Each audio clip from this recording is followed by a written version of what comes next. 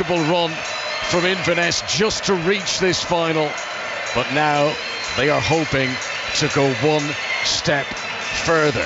Celtic, who do arrive here at Hampden full of confidence, of course they do. They put 5 goals past Aberdeen last weekend. Now Ange Postecoglou's team are ready for this much awaited tilt at the treble. We always talk, Pat, about the pressure on teams, and really there shouldn't be much on Inverness because of the low expectations, but there is a big pressure on Celtic. There is. The expectations all there. Celtic fans, they expect it because they've played so well this season. Free scoring, generally a joy to watch. They have lost 3 games in the league this season, but 2 of them when the league was finished anyway. They have been spectacular, not just in the points, not just in the wins, but also the way they've played. But when you talk about this just now, we've not dealt with it yet. We will deal with it later. Ange Postecoglou, possibly the most important man here. And will this be the last time he leads Celtic? Celtic lining up as expected. Iwata alongside Starfelt to the heart of defence. Jota and Maida either side of Kyogo in attack. For Inverness, Caledonian Thistle, David Carson's defensive attributes have been preferred to the winger Daniel Mackay. Will give you the full rundown as the game settles in, but we are underway with Celtic playing from right to left as we look down. Billboard smooth pitch, which we don't always say it at Hampden, but it was glorious in this June sunshine. And so immediately the Highlanders have got to put bodies back behind the ball as forward comes Celtic. Jota goes down on the edge of the penalty area. Referee, who's John Beaton, was close to it, waves play on. Inverness tried to clear away, and it's a good ball to the byline, but Daisen Maeda, the Japanese international, just can't get there.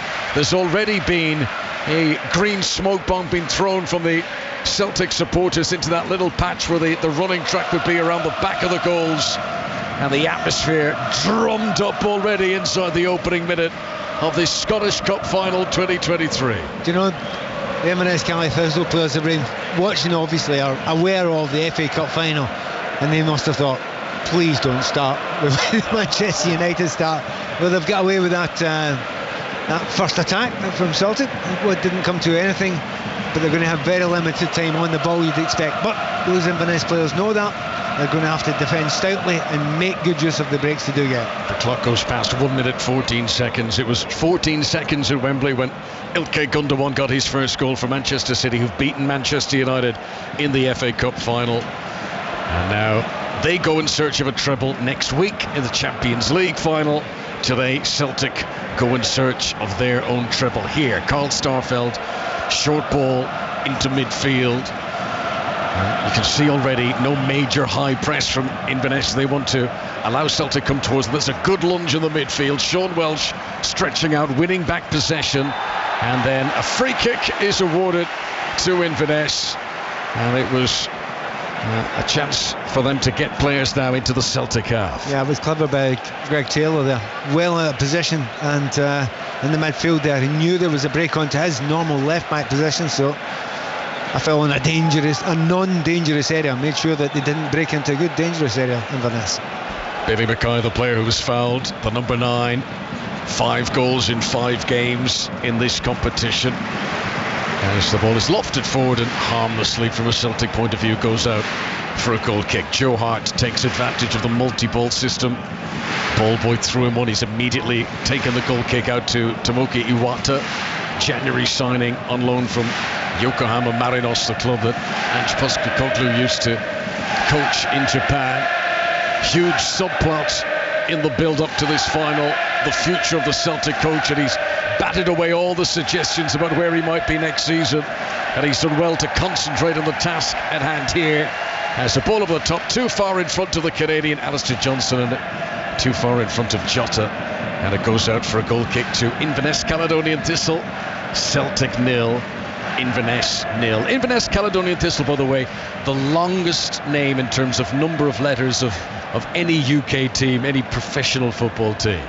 Yeah, and quite a new team when you think of they came from 2 different teams, yes, welded together, and a lot of people were in that part of the world. Some didn't go with it, but they've been very successful, and more successful under this guys than any previous guys. Yes, relatively speaking, such a young club, and yet Here they are back in a Scottish Cup final once again. Nice feed from Jay Henderson, who's on loan from St Mirren. Sends it back to Danny Devine, whose crossfield ball is wayward. Now there's no teammate over there, so it's picked up by Johnson on the halfway line. He'll give it back to Carl Starfelt, who's just this week turned 28. Rio Hatate sends a pass behind Dyson Maeda, and the cheers come from the 6,000 Inverness Caledonian Thistle fans as a Celtic wayward ball goes out of play, and a throw into Inverness right full-back position for them. Very impressed by Billy Dodds has put his team across here, and when they're attacking the 4-3-3, which they usually do 4-4-1-1, but when they're defending it's 4 and a kind of diamond in the middle and 2 up front. And I think that was surprised Ange Postecoglou. And Billy Dodds, he hasn't changed that system too much, but today it looks very, very different. And I have to say, for one, I didn't expect Nathan Shaw to be spending most of the time at centre forward. So Billy Dodds asked a few questions. This is Five Live for the BBC, live from Hampden. As Jota sends it across to the far side, that as soon as it left his boot, it was out of play. He didn't wrap around the ball at all. It's gone out for a goal kick to Inverness Caledonian Thistle away to our left-hand side. The goalkeeper Mark Ridgers, born in Inverness, roughly 250 appearances for the club, and he's wearing a very bright orange that is illuminated in the Glaswegian sunshine here on this Saturday evening. Headed by Greg Taylor near the halfway line, sends it back into Inverness territory. And then it challenged forcefully into the back of Callum McGregor, who was able to ride the challenge and plays it in front of Dyson Maeda. Down the left wing for Celtic. Danny Devine takes no chances. Calmly side foots it out for a Celtic throw. 0-0. And again, I think Inverness so far be quite pleased with it. No clear-cut chances. Celtic, they seem to making chances look very, very easy most of the time. But so far... Here's Hatate, 10 yards outside the penalty area, looking for Kyoko Furuhashi, who Celtic haven't been able to get into the game yet, still very early stages. The top scorer waiting for the chance to come his way. Inverness clear it away. Scott Allardyce's ball over to the left-hand side to Nathan Shaw. Back into Allardyce again in the middle. Scott Allardyce, who started his career with Celtic Boys Club, and here he is playing against Celtic at Hampden in the Scottish Cup final. Ball goes out of play, and again Celtic are using this multi-ball system very well. As soon as the ball is out, they've another one ready to throw back in again.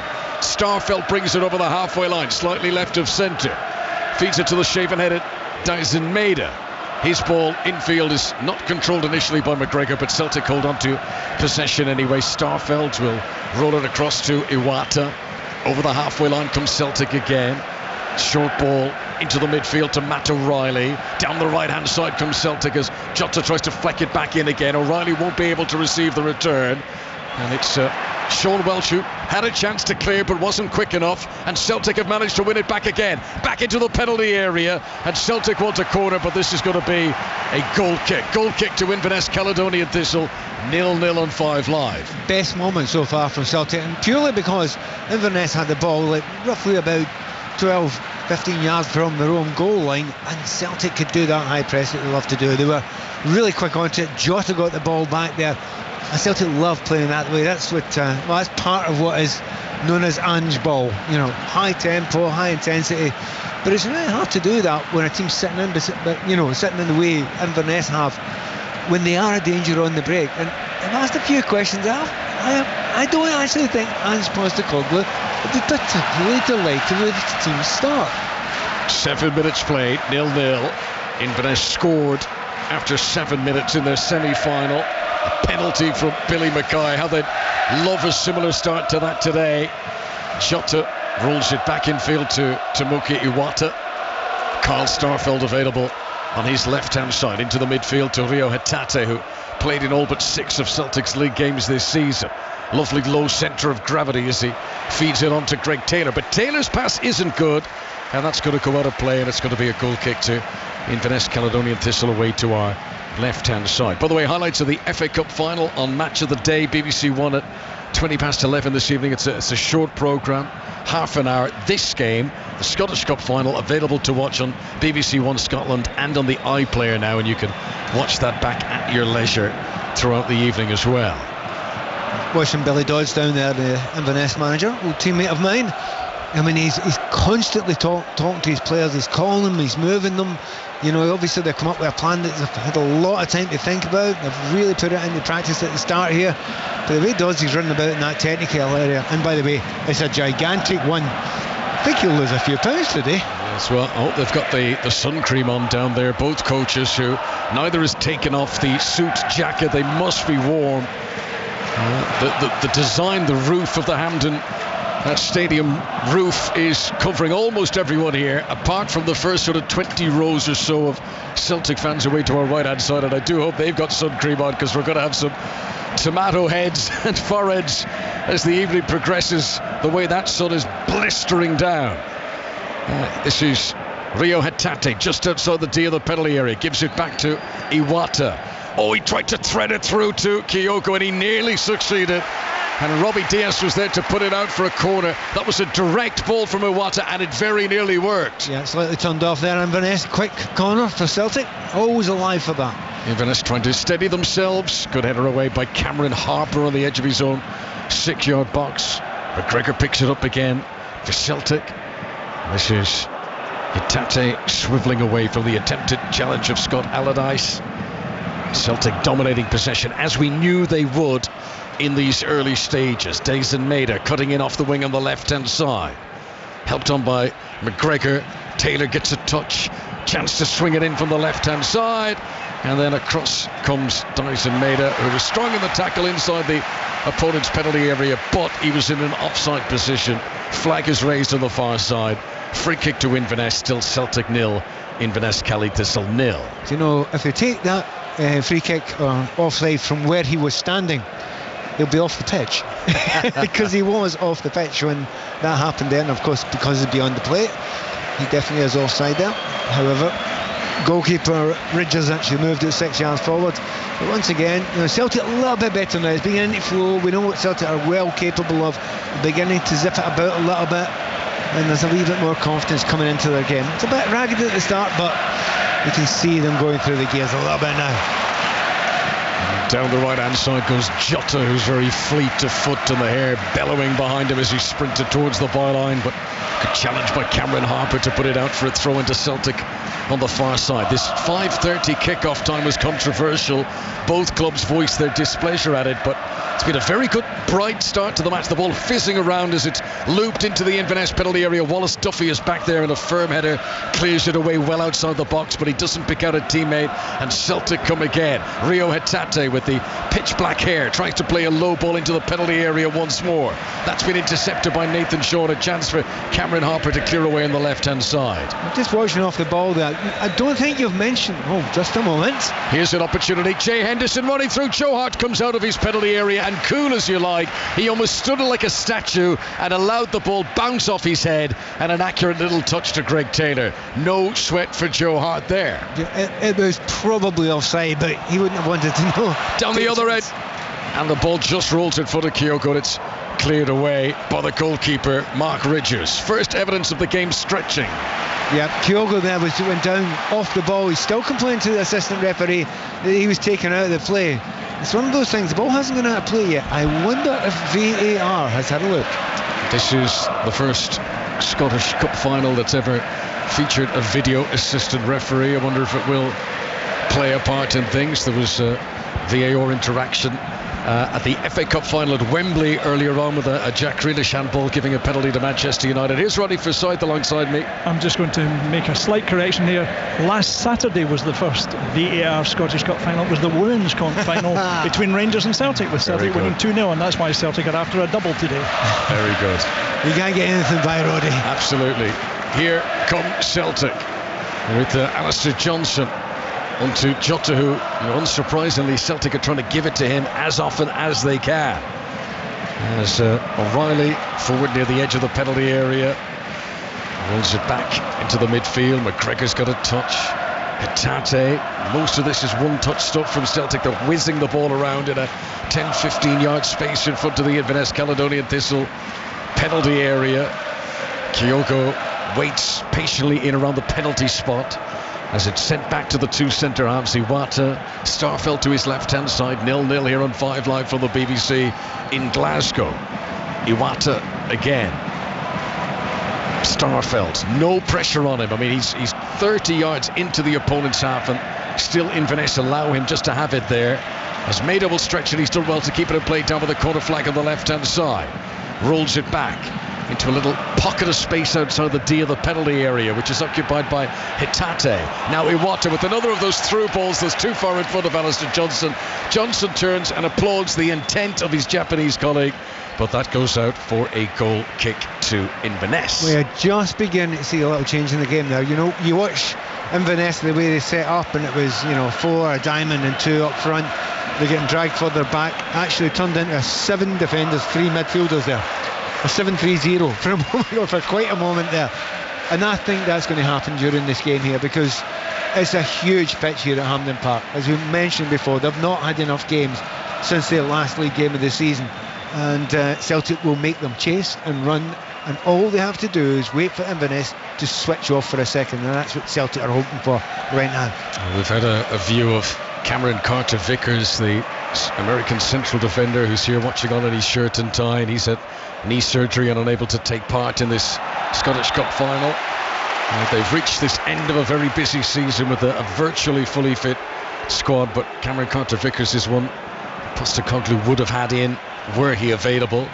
Celtic get a free kick here, a foul on Dyson Maida, and it's a full 10 yards outside the penalty area, but it might just be within a tempting distance for a cracker goal. We've yet to have a proper shot on target in the Scottish Cup final with a quarter of an hour played. Feel a wee bit sorry there for Wallace Duffy. He's just trying to clear the ball. He doesn't see Maida coming in behind him, and he just follows through it. Maida puts his body in the way, gets a free kick. Looks just about outside, maybe, as you say, shooting distance, but Jota seems interested.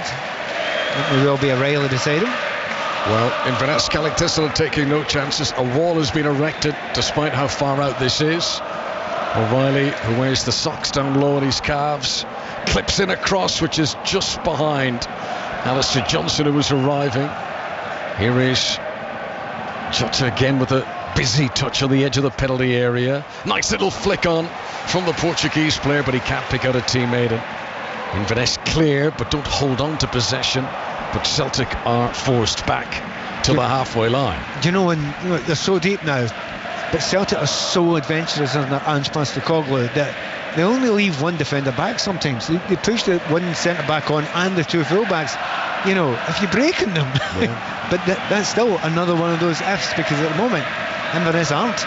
Inverness of the second tier, hoping for that breakaway chance that might present an opportunity for them, but for the moment they are absorbing punches.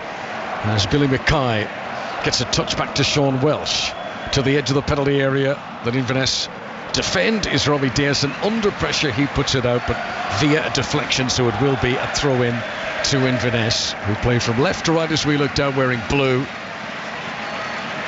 Throw in to Scott Allardyce, who immediately is pounced upon, and Celtic are so good at that, Pat, picking pockets. Yeah, I mean, it sometimes gets tiresome to hear the phrase high press all the time, but it's make sure you go at the right time. Don't go foolishly so that you can a little 1-2 around you and you're out of the game. They're clever enough to know when they can get in there, and with likes of you've got Kyogo will chase all day long up there. Maeda exactly the same, seems tireless, and Jota, he's grown into to be that sort of player this season under Postecoglou, when he wasn't like that when he originally came, but he is now. He works for that man. Both coaches, Ange Postecoglou and Billy Dodds, were appointed to their respective jobs within a few days of each other back in the summer of 2021. And for Postecoglou, he's had the 2 league titles, the 2 League Cup titles, and he will complete the set if he can claim the Scottish Cup here with 18 minutes played at Hampden. Let's nip to St James's Park. It's been the Rugby League magic weekend. Dave Woods is there for us. Dave. Yeah, game 2's just finished. Wigan 22, Catalan 46. There was scoring at a point a minute between the 14th minute and the 59th, where Catalan ripped the heart out of Wigan. And this result means they go top of the Super League table tonight. It's Wigan 22, Catalan 46. Thanks very much, Dave. Point a minute, and there's no hanging around. It's 10-6 now. The next game there at St James's Park kicks off at 6 o'clock. Leeds Leeds Rhinos against Castleford Tigers. Busy evening for Dave. We'll be back regularly throughout this coverage of the Scottish Cup final here on 5 Live. 0-0. Inverness Celtic Thistle holding their own so far against the treble chasers. As Hatate scoops a good dangerous ball into the penalty. O'Reilly pounced it down into the ground and it bounced up over the crossbar. That's about as close as Celtic have come. It remains 0-0. Yeah, it was a decent chance there. Not an easy chance, definitely not an easy chance, because as you say, it's bounced in front of him and he's coming in on his left foot almost like a volley. If he'd have got that on target, he would have done well. Sadly for him, he couldn't. Bounced it to the ground and over, but tiny little gaps beginning to appear in that defence just now of Inverness Caledonian Thistle. Yes. Celtic will be seeking out any weaknesses, any little hesitations. They've got the quality to get in behind, but so far Inverness holding it as firm as they can, albeit deep, and playing it right on the edge of their own penalty area for much of this first half so far. Jota does a little pirouette, rolls the ball back into the midfield, and McGregor looks up, all but 2 of his outfield teammates ahead of him. Given back to Tomoki Iwata. Starfelt on the left, familiar pattern here as Hatate is the one who drops. He's so hungry to get on the ball as often as he can, Rio Hatate, and then just as Billy Mackay thought he might be in to nick possession, Iwata stepped on the accelerator, was able to sprint back ahead of him and regains possession for Celtic. 20 minutes played. That's the sort of moment Billy Mackay lives for. He's a very good finisher and he's got half a chance to go and run at defenders, but so far he hasn't had one. Jay Henderson up to the halfway line. Inverness have only had a handful of touches inside the Celtic half in this game so far. Cameron Harper still just inside his own half. Inverness Caledonian Thistle forced to retreat back again. Robbie Diaz back to the goalkeeper Ridges. Kyogo comes sprinting into him and Ridges clears it away just in the nick of time. Wallace Duffy's pass infield. There's appeals for a handball. Maida will say his hands were down by his sides anyway, but Billy Dodds is continuing those protests even though the ball has gone out for a throw-in for his team. Billy Dodds, who Pat mentioned, played with him at Chelsea in the past, also with Aberdeen, Dundee United, Rangers in his playing career, which adds a bit of spice against Celtic today. Joe Hart gets a rare touch, rolls it with his feet away to our right hand side into Callum McGregor, who's already won 4 trebles in his career already, looking for a 5th today. Made it with a little touch on, but well anticipated by Dave Carson, who's been brought into the team today, preferred to Daniel Mackay, who's more of an attacking minded player, and Carson's just sort of sitting in front of the 2 central defenders trying to add a layer of insulation. That's a good ball to pick out Jota, just the edge of the penalty area, right hand side. In fact, it's O'Reilly there. Jota just run in field of him. Allardyce though gets it back for Inverness, clears the ball out of play. Last touch off a Celtic player. It's a throw-in to the Highlanders. It's still 0-0. One of the great things about Celtic watching this season is the third man runs are fantastic, and they find each other, they understand each other's movement off the ball, and they've got the quality to then play the ball in behind back lines. It ain't happening today yet. They keep on getting it wrong. They're either hitting the defender or hitting it too long, and it's just not as smooth. Look, Celtic are completely in control and dominating this game, but is it a vintage performance by Celtic yet? No, it's far from that. Well, earlier on this afternoon during half-time in the FA Cup final, we were chatting with Chappers, and he brought up about how it's been so long since Inverness last played a competitive game. The championship season finished 5th of May. More of that in a moment. Here's Rio Hatate, ball into the penalty area. Jota tried the back heel. Down goes Hatate, and it's cleared away, and it was a fair tackle inside the box. And maybe Jota should have released it to Kyogo rather than the back heel, but hindsight is 2020. Inverness Caledonian Thistle survive another scare. Beyond my comprehension why Jota didn't shoot in that opportunity when he came in. He comes in his right hand side. He scored from there time and time again. He's gone inside, he's taken one touch, he's opened up the play, and instead of having a shot, he's trying a little flick back heel. It was never on. And but having said that, that was just the first moment where you found the Inverness Caledonian defence just out of position, and when they're out of position, Celtic will look very dangerous because they've got very good players, in particular Kyogo. I'm just saying there before the the chance. It's been a long time. They did play a friendly against Dungannon to try and keep sharp, and they've obviously had their own games behind closed doors and training matches and whatnot, but a month is a long time without competitive action to then come into this sort of high temperature June cup final atmosphere. It's one of those ones where if you're playing a defensive game and you're all getting behind the ball, it's okay for a while, but eventually chasing shadows or chasing players and not going to lock the ball, that will tell. And it's a Scottish Cup game, it's a warm day and it's a huge pitch. Riley points into the penalty area, wanted to play it in front of him, but to give it to Hatate, who's turned well on the edge of the D, but his pass towards Maida was too short, too soft. Wallace Duffy puts the big boot in it, wellies it down into the Celtic half. There's no Inverness player down there. Starfelt can comfortably retrieve, stride his way back into Inverness territory once again. Dyson Maida offers himself short, back to the Swedish defender Starfelt. Very deep from Inverness, and how long can you hold out with that particular tactic? It's going to be intriguing to see. As a rather harmless enough ball was delivered into the penalty area by Jota, and an uncertain defence sees it ricocheted out and out for a corner, and a needless corner given away here. Yeah, and I think Inverness will be delighted Carter Vickers isn't around, a real danger usually. Here comes the delivery in swinger from Matt O'Reilly, dealt with on the edge of the 6-yard box by Danny Devine. Everyone back helping out the defence for Inverness, so there's no one to put pressure on Starfelt, who's a good 25 yards inside the Inverness half when he receives the ball there. Hatate to the right hand side to Jota, back again to Alistair Johnson. Now Hatate, 5 yards inside the penalty area, left of centre, closed down by Duffy, but he manages to smuggle it out to O'Reilly, who's found a bit of shade. There's one corner of this pitch in shade away to our left hand side, the end that Celtic are attacking.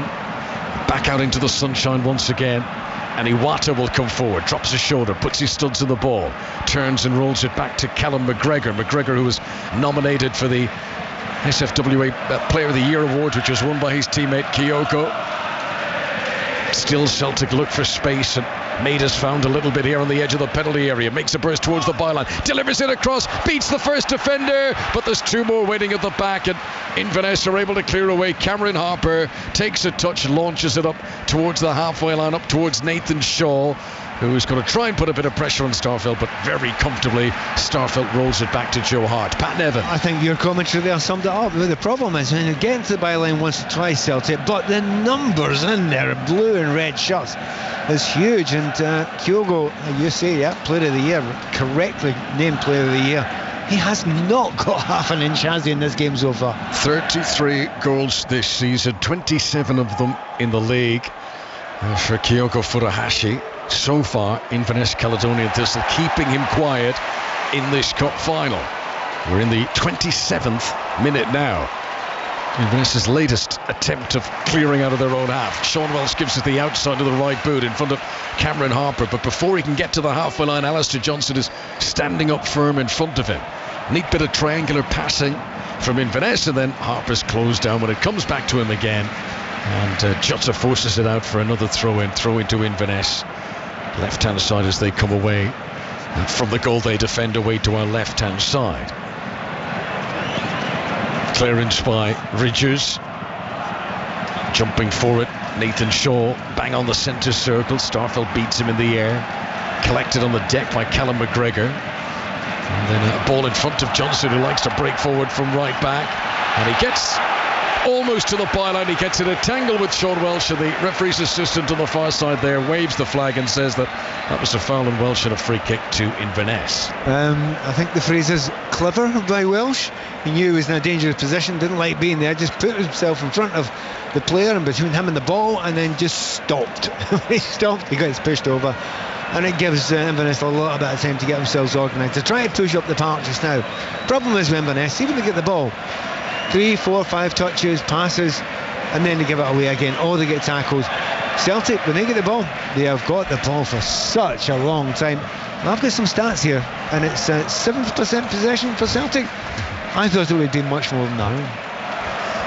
Yes, I think so far Billy Dodds will be the happier of the two managers, albeit with Celtic having so much of it, but they haven't had a real clean opportunity yet for all that possession. Celtic who beat Rangers in the semi to get to this showpiece. Inverness overcame Falkirk. They won that semi-final handsomely here by 3-0 in front of a much smaller crowd than they're playing in front of today. I mean, for some of these Inverness players, this will definitely be the biggest crowd they've ever played in front of in their career, as the referee makes an interception unintentionally to cut out an intended pass forward, and that's going to resume play with an uncontested drop ball, and Celtic will get possession near the centre circle. One or two boos towards the referee.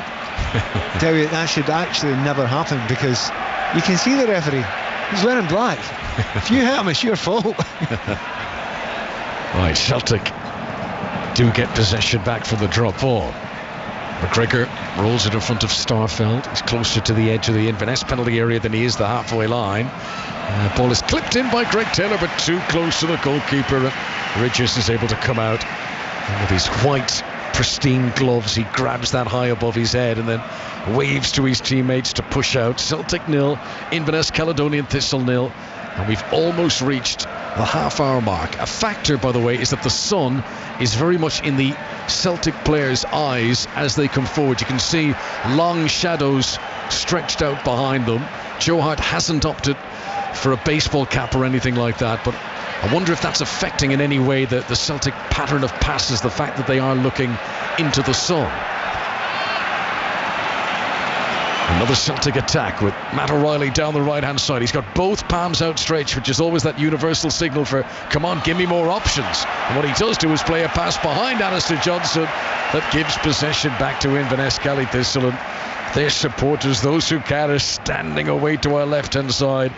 And, you know, it's the hope that kills you, Pat, but the longer this stays 0-0, they think, maybe, just maybe, in this final in which nobody is giving them a chance, maybe. Yeah, I mean, it's not impossible. The thing you have to remember is not just the fact that it's 0-0. It's the very limited amount of even half chances that Celtic have created up until now. So, and Celtic aren't at their best. I mean, there's more stray passes than you're used to with Celtic. A couple of players do look a little bit leggy out there. However, if Celtic score a goal, just watch them after that. They will get their energy back. It's an absolutely beautiful day here. There's a few birds swirling around, trying to see what all the fuss and noise is emanating from inside this bowl of Hampden. We've got the Glasgow Meteorological Society alongside me, by the way, has spotted something. Roddy? Yes, London is 21 degrees at the moment. Glasgow is 23 degrees. It's very rare we get to say that, but certainly not in cup final day. Tough one for these players. It is warmer in Glasgow than it was at Wembley. As another attempted ball into Kyogo Furuhashi, runs through the Japanese player and through to Mark Ridges once again. It's not great, that last final ball, is it? It's really, for Celtic, when you're used to them playing these intricate little 1-2s around the 18-yard line, out wide, etc. The final balls are intelligent. They're, usually slid ball through. None of them are reaching their target so far. But Ange Postecoglou will know that he just needs one to reach the target, and the deadly finishing of Furuhashi he has shown all season. Give him the chance, he will score. Celtic are yet to give him the chance in this game. Ridges, right-footed clearance, loads of backspin on that. It'll be difficult for Duffy to control his header, but he manages to cushion it down. Welsh gets a little touch, then it's played back by Henderson into the Inverness Caledonian Thistle half. Danny Devine plays it forward. Nathan Shaw will sprint after it, but comfortably getting there first is Starfelt, who helps it back to Joe Hart. Don't think it's any exaggeration to say Cali Thistle have not been able to put three passes together inside their opponent's half in this final so far. Here comes Maida, cutting in towards the edge of the penalty area. Low to the feet of Furuhashi. Back to Maida was a clever idea, but Maida wasn't able to bring it with him. Cali are able to clear away, and they've got it up towards Mackay. Now, can they get some support forward? This is Jay Henderson.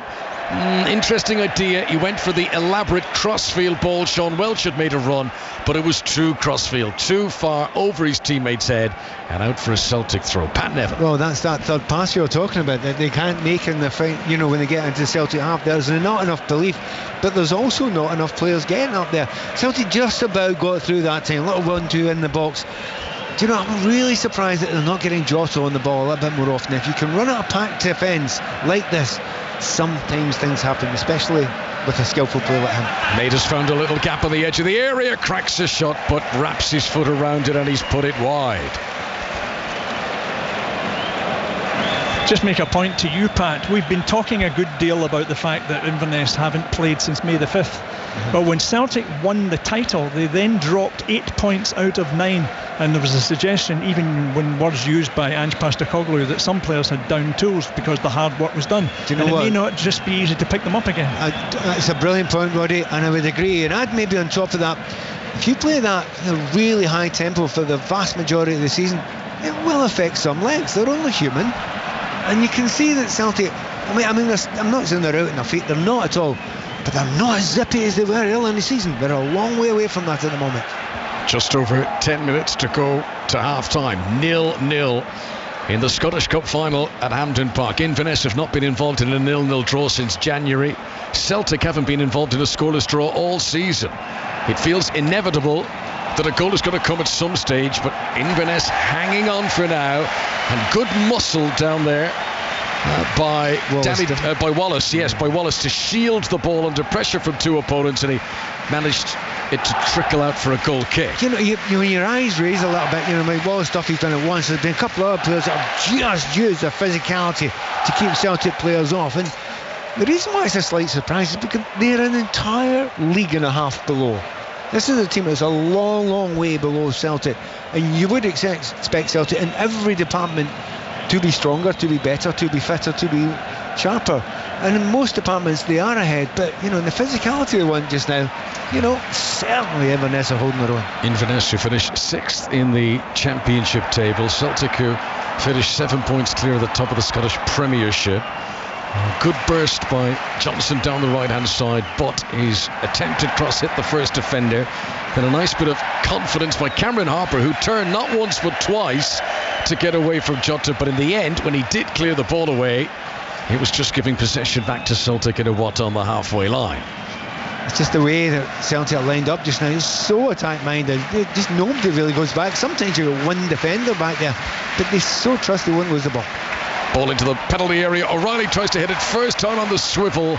Angle was tight, and not enough power with that sort of stretchy to put. Not enough power as it goes into the arms of Mark Ridges. We're going to have some reaction from Wembley, the FA Cup final during half-time here at Hampden. We'll hear from Pep Guardiola and from Eric Ten Hag after Manchester City made it 2 of the 3 in their pursuit of the treble. They've denied Manchester United the domestic cup treble, and they will go for the Champions League to make it 3 big ones for Pep Guardiola. But we'll hear from Guardiola and from Eric Ten Hag during half-time, which is just about 10 minutes away here on 5 Live. Celtic, who've already got their 53rd title.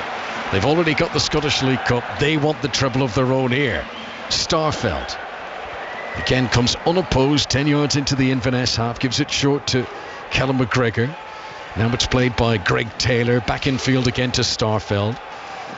It's a flat back 4 for Inverness Caledonian Thistle, but then immediately another line of 3 right directly in front of them.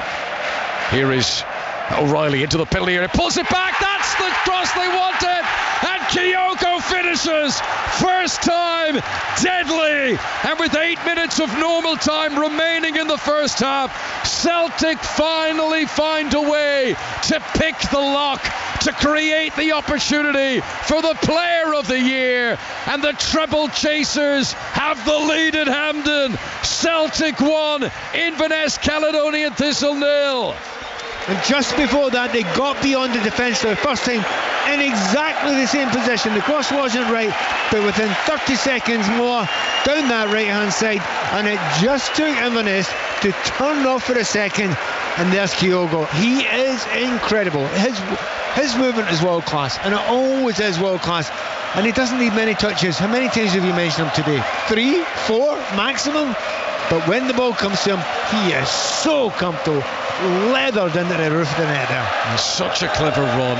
As O'Reilly made the burst, he backed away initially, Kyogo, forced the defender to take a step, but then he sprinted in front, and he was comfortably ahead of Danny Devine to blast it from short range, to give some relief to Celtic fans who came and arrived here today in such confidence to Hampden, but having gone 38 minutes without breaking the deadlock, might have just be beginning to create some questions in the back of their head. But the relief, the green flares, the smoke bombs go off, the smell of sulphur on a warm day in Glasgow. Celtic have got the lead, and that is going to smoke Inverness out a little bit now. They can't just continue to play this uber deep formation that they've started this cup final in. 1-0 Celtic. I think it's just gone in Billy Dodds' mind. He looked up there probably 35, 36 minutes thinking, yeah, we've been deep, we've not given away too many chances, but just get to half time. And the second you think that phrase, something always happens in Celtic. They were always going to create chances. I think the biggest hope for Inverness Cali was it wouldn't fall to Kyogo. Of course it did, and yeah, he's been spectacular. And there's a lot of people saying if Postecoglou goes, they wonder if Kyogo Furuhashi will follow him. Yes, what a signing he's been. It was less than £5 million started last season. Kyogo Furuhashi, pound for pound, must be one of the best transfers of the last 24 months or so. As Celtic come on the attack left-hand side again. O'Reilly, who created the assist for the goal, tries to play one in, but it's cleared away. And Iwata's got a sprint on here, but he does get there ahead of Nathan Shaw. He helps it back to Joe Hart. So Celtic, who haven't had any bother from a defensive nature, their only frustrations today have been creating that opportunity. It has come. They have scored from it. What happens next? What's the next move in this Scottish Cup final now with 5 minutes remaining in the first half? Well, I don't think Inverness will come completely out just now. I think they will hold on and try to get to half-time just at this position. Maybe a little bit of a rejig, but not too much. If they go hell for leather, they'll have no chance. They'll get picked off. Craig Taylor plays it back to Starfeld into Iwata, who loves to come forward. Now he's in again. Kyogo outside of the right boot, and he's put it wide. Inverness desperately looking at the assist on the far side, looking for a flag there as Kyogo got it, and he tried to wrap it the outside of his right boot, and he just didn't get the spin and the swerve. It's wide of the target. It remains Celtic 1-0, but they're beginning to find the top scorer now. It's so much easier when you've got that lead, and he wasn't offside, no chance. His movement was perfect, his timing was perfect.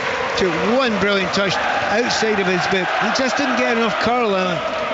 But Kyogo now, I mean, again, we've said it all season. I was at one of his first games he played, and I dared to say the words Henrik Larsson in the same sentence when he was just the first time. But when you look at movement like that, it really is that spectacular. Celtic fans, fun in the sun, making all the noise of the moment. Here in Glasgow, there will be a triple size celebration this evening if it stays like this, as everyone was expecting it would do. I mean, I did not meet a single person in the press room earlier on, and you know, any game you go to, someone always gives, you know, each team some bit of a chance. Not one person was predicting anything but a comfortable Celtic win today. Inverness are doing their best, but Celtic are starting to show the classes. Jota gets it inside the penalty area, but can't pick out a teammate with his low cross. And the horrible feeling if you're Inverness, you're thinking, please blow the whistle, referee. They need to get to half time. They'll get 3 minutes plus some injury time to get there. But at the moment, every time Celtic attack, they look as if they can slide those balls through. They're beginning to find their range with those passes. Last time Celtic lost a Scottish Cup final was more than 20 years ago, beaten 3-2 by Rangers in 2002. But today looking to win their first Scottish Cup since 2020. There's a poor ball played there by Hatate, gives away possession. We haven't seen too many passes of that nature from Celtic today. Inverness regain the ball, but then Wallace Duffy immediately passes it to Maiden. He must be furious with himself because Inverness have to work so hard to get the ball. Now hang on, David Carson, did he mean that the Celtic player was down on the ground? He's kicked the ball right into him on the ground when the play had been stopped. It was Jota who was lying on the ground. Carson will say he was just trying to clear the ball away. He has slammed it into the side of the head of Jota, and the referee has shown him a yellow card for that. I think that's the right answer there. I mean, no more than that. I have to say, I think it was deliberate, but he didn't smash it. It's one of those ones, he just kind of clipped it towards his head there, and it's caught him in the back. Do you know, Jota got caught in the midfield there, and it was one of those ones, coming in from behind the defender that was Welsh, wasn't it? And see, when a player comes in from that angle, they're very dangerous tackles. Jota gets up rather gingerly, and I think he'll be okay. So free kick to Celtic, 20 yards inside the Inverness Kelly Thistle half. We've got 90 seconds of normal time remaining in the first half. Kyogo Furahashi's goal has Celtic's treble chasers in front. And, a little bit different from the Manchester City situation. Celtic have obviously won plenty of trebles over the years.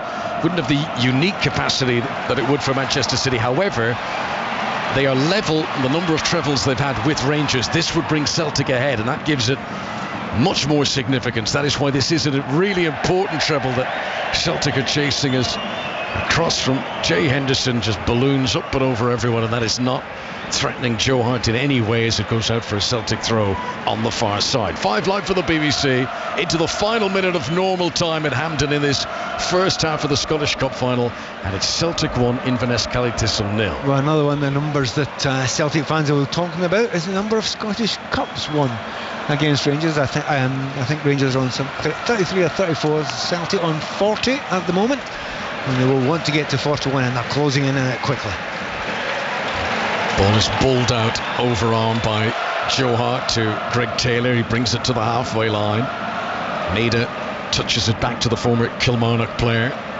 Greg Taylor, who was on Rangers books as a kid for a few years. But that's all been erased from the memory for the Celtic fans who love him now, as Maida thought he was going to sprint into the penalty area. Referee's whistle is going to bring him back, and that's going to be a half-time whistle has been blown by John Beaton. So Celtic leading, as many anticipated they would be by the break, Pat Nevin, but maybe not as dominant with their goal-scoring opportunities as we did expect. The key one that mattered was tucked away by Kyogo, and Inverness have it all to do in the second half. Massive to do, but maybe less than I expected them to do. Like most people, one of the big things that I would have expected was, is there a possibility of the biggest scoreline ever? There's a 6-1, that's happened to a couple of 6-1s, but it's not looked like that. They haven't given away that many chances so far, but it is going to be much, much harder from the second half. When you think about how rarely Inverness Caledonian Thistle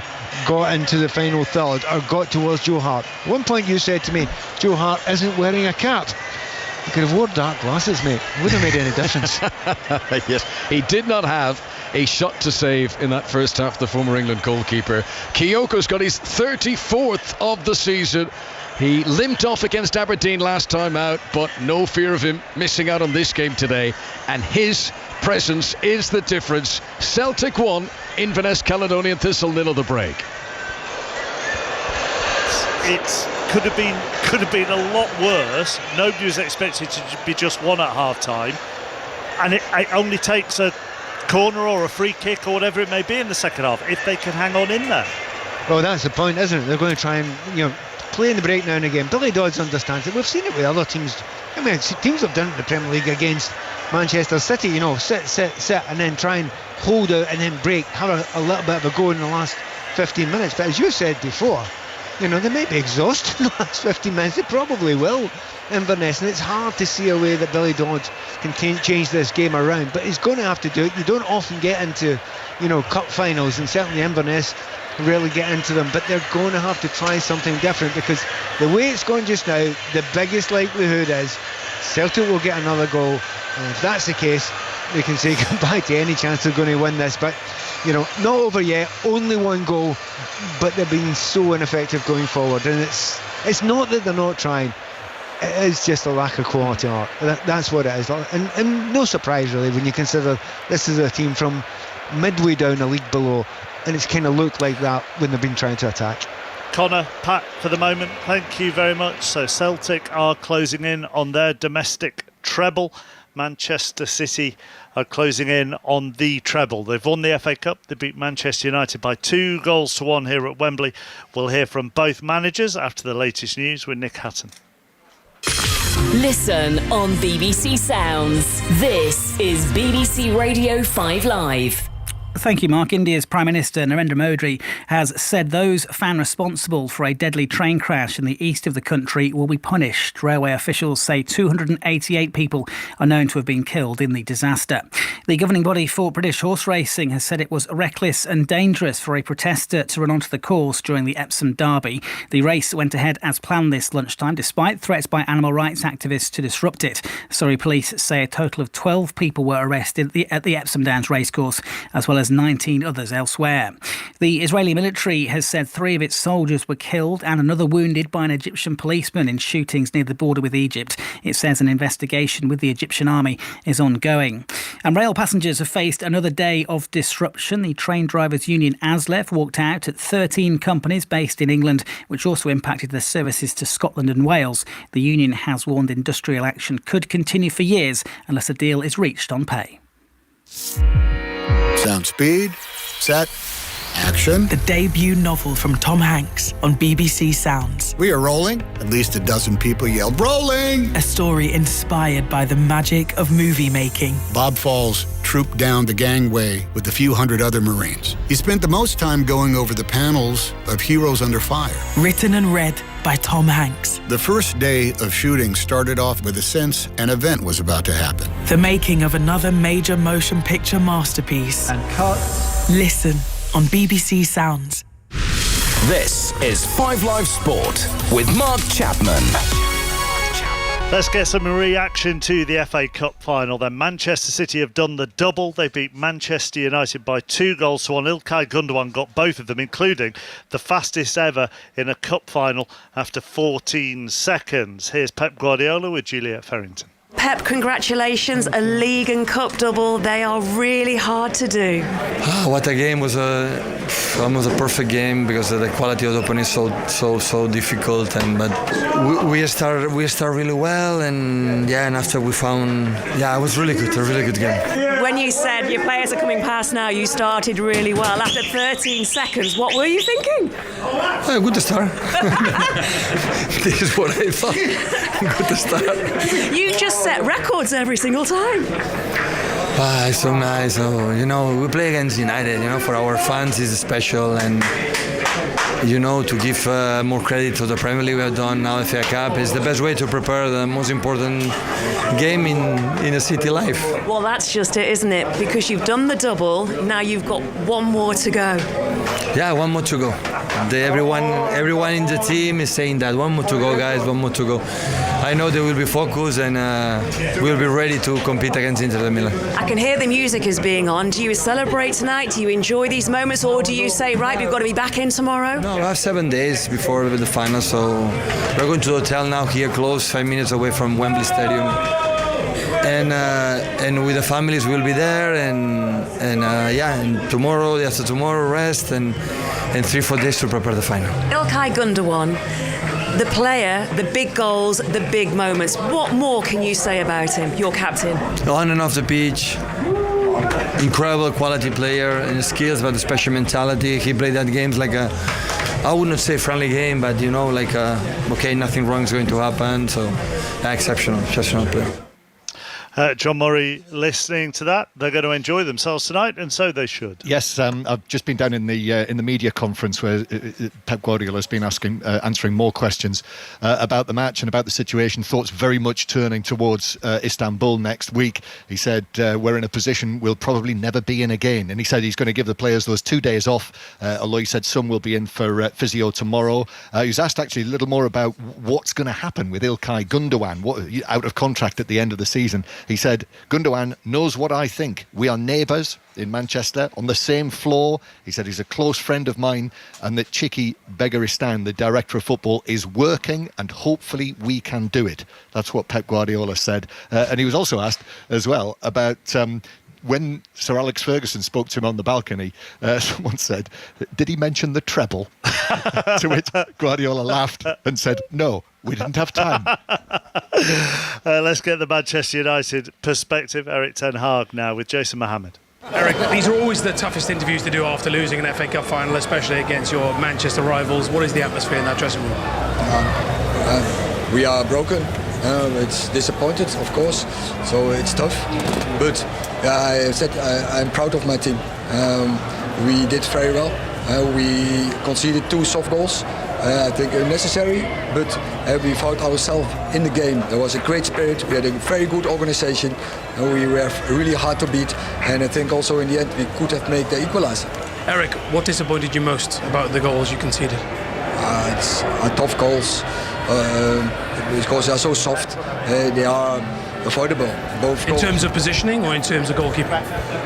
In terms from the whole team, and we know that. So when you play against City and you don't concede almost nothing from open play, so that's it's a big graduation and compliment for the team.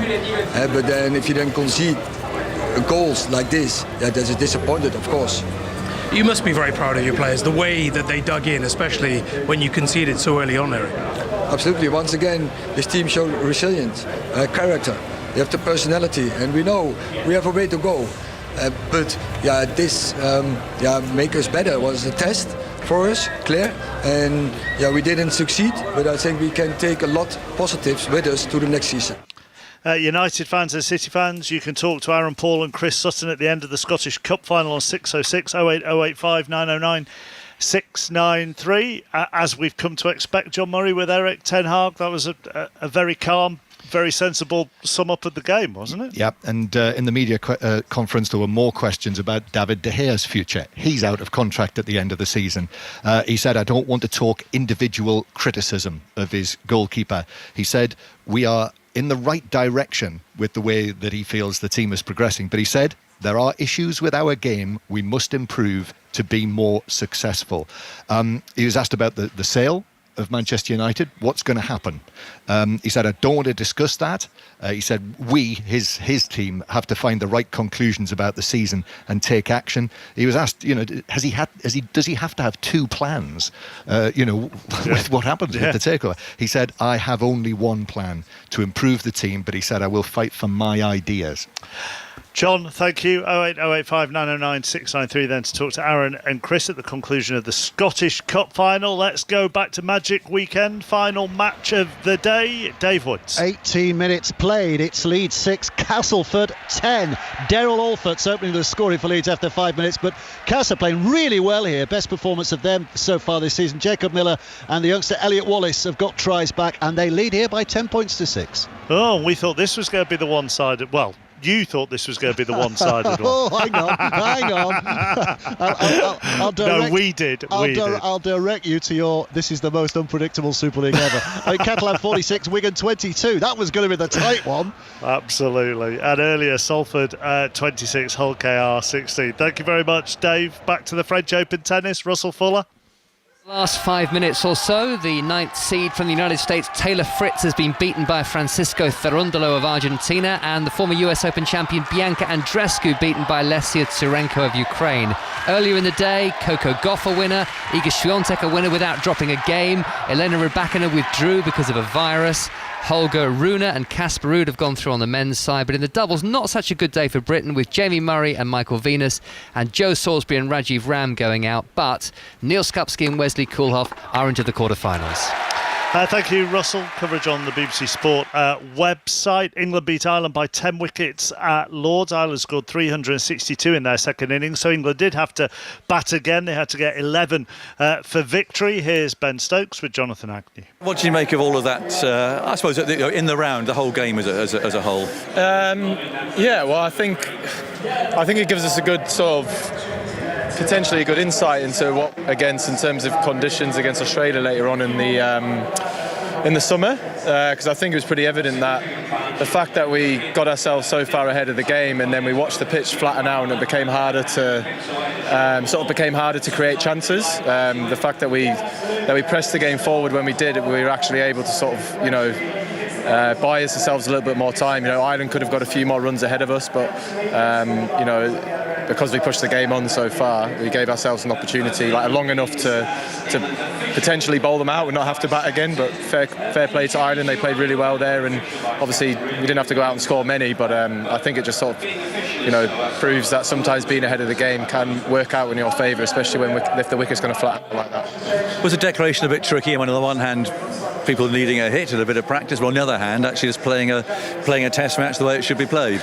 Yeah, no, I think if we look at it from that point, it just sort of takes away the fact that this is a test match. I sort of tried to look, obviously it was a 4-day game, and I was thinking if this was a 5-day game, then we probably would have looked to bat till that time today, if that makes sense. Yes. So yeah, it's just sort of obviously knowing that it was a 4-day game, it gave us an even greater chance to sort of try and push the game even further forward like we normally do. But no, I think if we looked at it by saying Brookie and Johnny go out and have a hit, I think that just takes away the fact that we're playing a test match and we still want to play the same way that we sort of talk about. Plenty more reaction on the TMS pod. Auguste Rodin won the derby, so that means another win for the Irish trainer Aidan O'Brien. Gina Bryce has been at Epsom.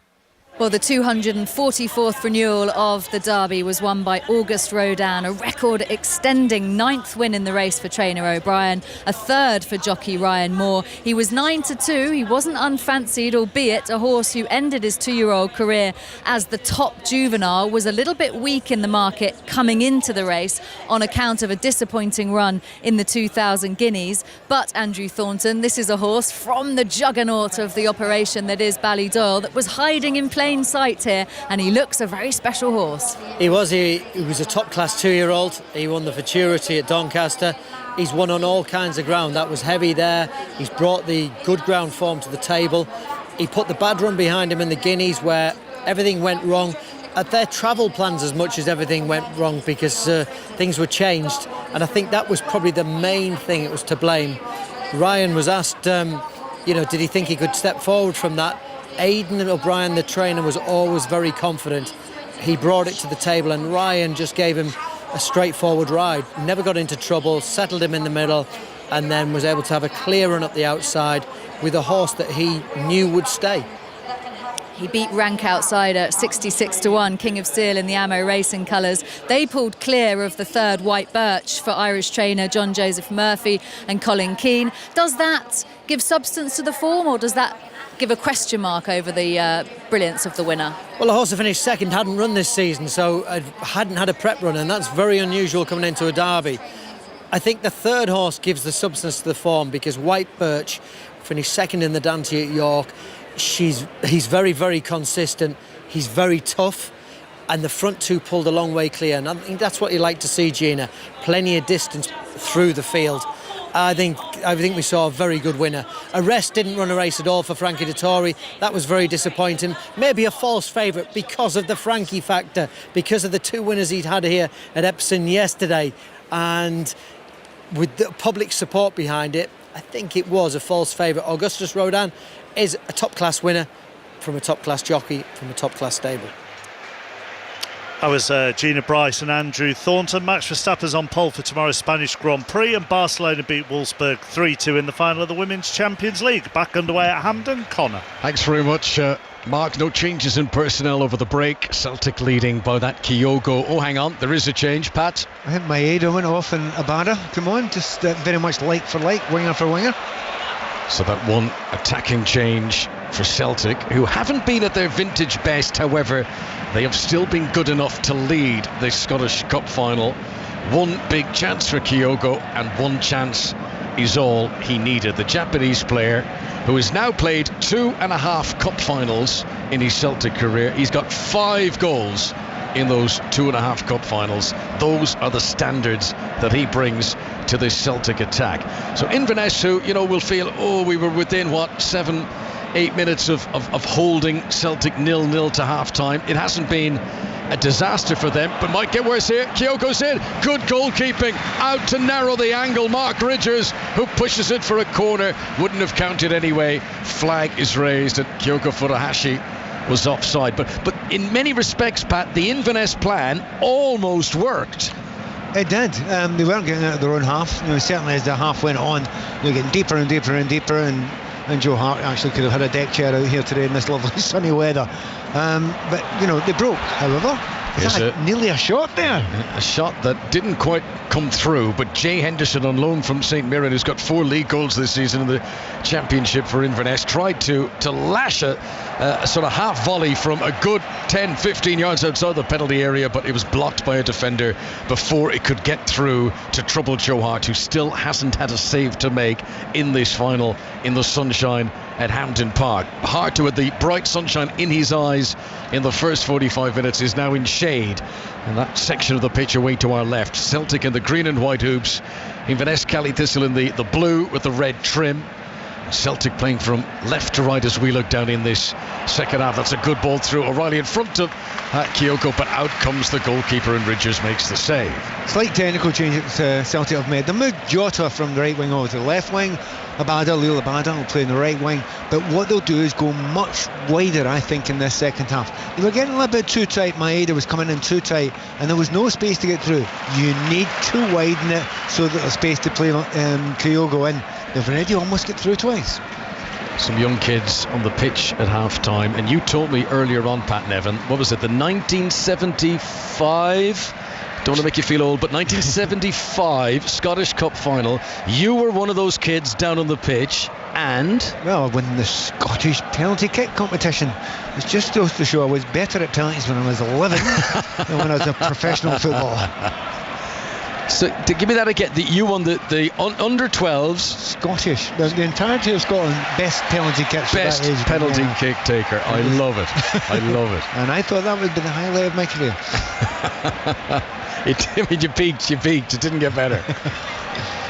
It is 1-0 to Celtic. Inverness Cali Thistle in possession. Scott Allardyce has tried. They've done this a few times. Crossfield ball, nodded on by the tall Wallace Duffy. Now a ball into the penalty area, but Nathan Shaw is out-muscled, couldn't get a run onto it. Hart was able to pick it up. For the first time, Inverness Cali Thistle pushed a few bodies forward. It'll be interesting to see how Celtic tried to capitalise on that now. Abada is forced backwards by some persistent defending by Cameron Harper. Back to Iwata and now to Starfeld. Celtic quite literally as well as metaphorically playing with the sun on their backs now in this second half. Good ball forward by Rio Hatate, however cut out. Alert defending, and then jostling for the ball was Nathan Shaw, but again out-muscled. And Celtic, for all their flair, for all their fancy touches, when they need to roll up their sleeves and be strong, Ange Postecoglou's team are well able to do that too. Yeah, there's been a bit of that. I mean, their attitude has been great from most of the start of the season. Look, it's not been absolutely vintage so far in the game, but if they get the next goal, I'm sure they will enjoy it. Through ball over the top, bounces on the firm, hard June turf at Hampden and bounces up into the arms of Mark Ridgers. We've only played a few minutes of the second half, Pat, but can you notice anything discernibly different from Cali Thistle in terms of their formation, their mentality? Well, just when they've got the ball, they've tried to almost make it a 3-4-3. So they've got centre backs, however, they're in trouble. Jota has skipped away from a challenge and he's now scampering in from the byline left hand side. Defenders trying to get back. Jota, backheel, Hatate flicks it in field and they can't get the shot away. Too many cooks spoil the broth. Matt O'Reilly with his back to goal on the edge of the 6-yard box tried to tee it up for Jota again. And Inverness Cali Thistle give a huge sigh of relief as that ball is cleared away. I think we both see the difference in Inverness. They've tried to break a little bit more now, but when they break, they're getting picked off, and it's very obvious twice already in the game. Celtic should have finished there, at least got a shot on target, but you're right, too intricate, and when the intricacy works off, it looks absolutely brilliant, didn't they?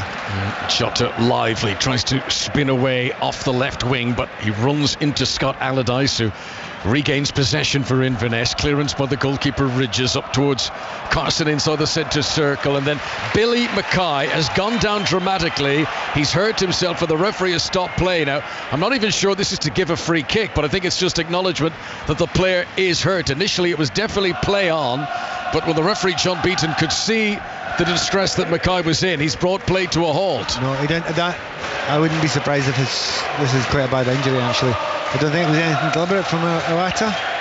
He was really worried about it. Actually, he's getting up now. He's got a fright. There's no doubt he's got a fright. He thinks what he did is he trapped his legs and he bent over, and it was his knee. So it's one of those ones where you're either out for 6 months or else you rub it and it goes away. It's a horrible hyperextension of his left knee.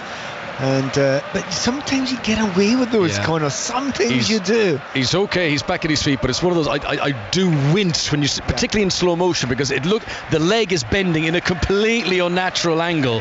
He's okay. He's walking off the pitch, and they don't want to lose him. 19 goals this season, Billy Mackay. He's 34, 35 in October, but if anyone could drag them back into this final, Inverness Caledonian Thistle, it would be the Northern Irish forward Billy Mackay.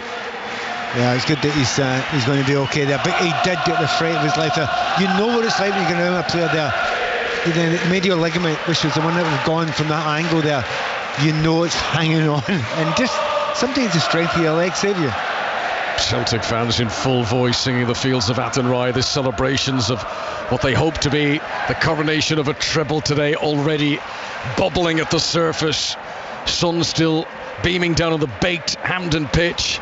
As Wallace Duffy makes a good burst down the right hand side, sends in the most dangerous cross Inverness have had today, but Iwata, cool as you like, doesn't panic and manages to clear it away. There's been an improvement of intent from Inverness Caledonian Thistle, there has to be, but the cost of it is now they leave themselves thinner at the back. It's going to lead possibly to a more entertaining second half here, but is the door going to open for Celtic to get a second? And if that does happen, Pat, that could be good night for Inverness, but they've no choice here. They got to go for it. I thought Billy Dodds would leave it a wee bit longer to let his players off the leash. He hasn't. He's clearly said in the second half, you've got 45 minutes here to make yourself heroes. You'll never forget this day for the rest of your life. Try and make it for a good purpose. Leave nothing on the pitch and try and attack. They've attacked a couple of times in the second half. And I get that, because there's no point travelling back to the Highlands with regrets. Go for it. Big day, cup final. They may never be in another one. Ball floated forward into the penalty area. Joe Hart comes out, commanding save, and now he looks to bowl it out overarm like an American football quarterback and doesn't quite pick up Abada, but the last touch comes off the defender Diaz, and that's got to be a throw-in for Celtic. Robbie Diaz, who is another who started in Celtic's youth team. He never made a senior appearance for them. He played in the Glasgow Cup as Celtic youths beat Rangers in 2019, and here he is playing for Inverness Caledonian Thistle against Celtic in the Scottish Cup final. All the best players playing for Celtic when their kids never made it with them, I think, personally. Speaking from a position of knowledge and authority and first-hand witness account there from Mr. Nevin.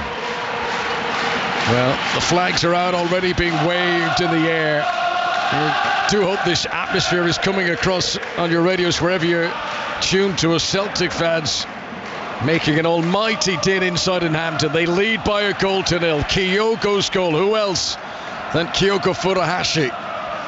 1-0 always. Doesn't matter the level, doesn't matter the teams. 1-0 is a dangerous lead. Here is Jota to the byline. Left-hand side. Swings it in. Headed down by Alistair Johnson, but he can't pick out a teammate. And then he does well to swerve away and hold on to possession back to Tomoki Iwata. Celtic still have it inside the Inverness Caledonian Thistle half. Jota looks better on the left-hand side, doesn't he? He's getting the ball, he can go inside, he can go outside. The right-hand side, he seems to be doing the same thing all the time and allowing the full-back to overlap. On the left-hand side there, he's getting one-on-ones and he's got the better of his full-back. Wallace Duffy quite a few times in this second half. Before beating Aberdeen 5-0 last weekend, Celtic had gone 3 games without a win. And at the end of, to win a treble, it has got to be a long, hard season by definition. They have played an awful lot of games. You can see the yellow light is somewhat flashing. They are looking forward to the holidays, but they've got this lead with 10 minutes played in the second half of the cup final. We've got to be fair to Celtic there. Some of those games, a game against Hibs, they went down to 10 men, it was 4-2. They had rested a few players for that game. So, reasons for it. In the end, no one will remember that. What they'll remember is a treble, if they can get this treble. And those fans up there, they might have won this cup 41 times. This will feel as good as just about any of them. They do love a celebration of the Celtic fans. Inverness fans are still trying to rouse. They're massively outnumbered here inside Hampden, but they're trying to drum up enthusiasm for their team. As Scott Allardyce wins the ball on the halfway line and makes a breakaway, and he tried to play in Jay Henderson, and there was a touch off a defender that just stopped the ball rolling in front of the 21-year-old. But much better, much more forward thinking from Inverness as they try to hunt down Celtic's lead here. That's impressive, really impressive. When Allardyce got the ball there, I didn't think he had the pace, and he just left McGregor for dead there. So that's something that will lift this team, knowing that they've got something they can break with. Kyogo's goal separates the teams. You can watch that goal on the BBC Sport website. Iwata mops up on the edge of his own penalty area, getting in ahead of Nathan Shaw, cruising across. He's looked very comfortable alongside Starfelt today. I'm happy you said that. he looks just about the best player on the field just now. A couple of times been really pushed, and you think, oh, he's going to lose it there. But you're right, he's got another gear, hasn't he? And he cruises, and he doesn't just lump the ball, he wants to play it out from the back as well. Very impressive game today from Iwata. Johnson at right back, the Canadian international. Nicely worked as Hatate feeds it to the right hand side to O'Reilly into the penalty area, pulls it back for Kyogo, who had a very uncertain touch by his standards. O'Reilly tries to drill in a shot in response, and it's blocked by Cameron Harper and out for a corner. I actually think, Pat, and I could be wrong, but I think Kyogo was trying to dummy the ball there. He didn't mean to kick it, and it awkwardly came off his boot. But it was very good football, possibly one of the best moves that Celtic have had in the game so far. Interesting change coming here. Yeah. Because Kyogo Furuhashi, the 34-goal top scorer, has played his final action of the season. The man whose goal in the first half separates the teams is being removed with 58 minutes on the clock. We did mention that he limped off against Aberdeen last weekend. They're going to bring on the Korean Oh Hyung-gyu will come on. He's got 7 goals for Celtic, 3 of them in his last 2 games. And that's an interesting change. Ronnie Forsyth. Yes, Ange Postecoglou had said to us in the build-up to this game that he trusted Kyogo absolutely. That if Kyogo said to him, I can play, then he can play. He said if he says he can play an hour, then it will be an hour. And that's the answer. Off he goes. Hero's departure for Kyogo, who wears that number 8 shirt that was worn so long at Celtic by Scott Brown. But now it's who's come on. He came off the bench to score twice against Aberdeen last Saturday. Can he repeat the trick? Straight into the action as Celtic are on the attack, playing from left to right as we look down. We're about to hit the hour mark at Hampden. Here is Hatate, ball into the penalty area to Abada, and then he's just pushed out towards the corner flag, but Celtic do remain on the attack on this left-hand side, and then a ball is way overstruck by Abada, and that sails over the crossbar and out for a goal kick to Inverness, who are clinging on here by their fingernails. They're being dominated in terms of possession and chances, but just 1 goal between the teams, and at least that uber danger man of Kyogo is now no longer a threat to Inverness Caledonian Thistle. They will, however, be aware that is an extraordinarily good player.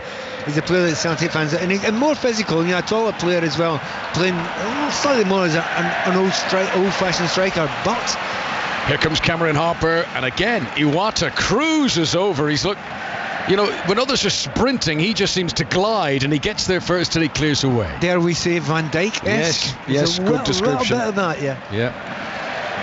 Doesn't seem flurried. Now that said, he's not been put under immense pressure today, but these little moments when Inverness think they might have a half chance, he shuts it down immediately. You watch Van Dijk, he's very, very best, and you think, you're 50-50 or you're 60-40 against, and then he just basically waltzes in there and takes the ball and just holds off the forward and then passes neatly as if he's having an afternoon tea. Yeah. Well, O's got a bit of that about him as well.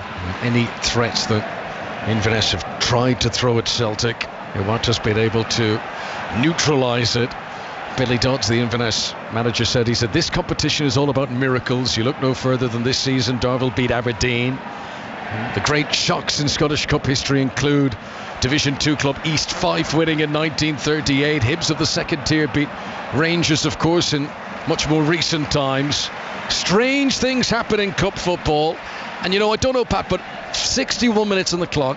Many of these Inverness fans, if you'd said to them yesterday 1-0 down with 61 minutes, a lot of them might actually have taken that, Absolutely. I think most would have thought, okay, keep on going, get towards the end. If we get a corner or a free kick, put the ball in the mix. You just never know. And with Celtic looking not absolutely at their very best, there have been moments where Celtic have looked really neat, but you've seen games changing, particularly late on when players get tired.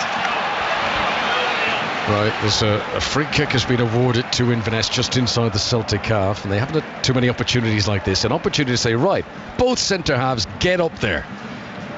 An opportunity to launch one up towards the Celtic I think that's what area. I just said 2 seconds ago. Yeah. This is what they're playing for, isn't it?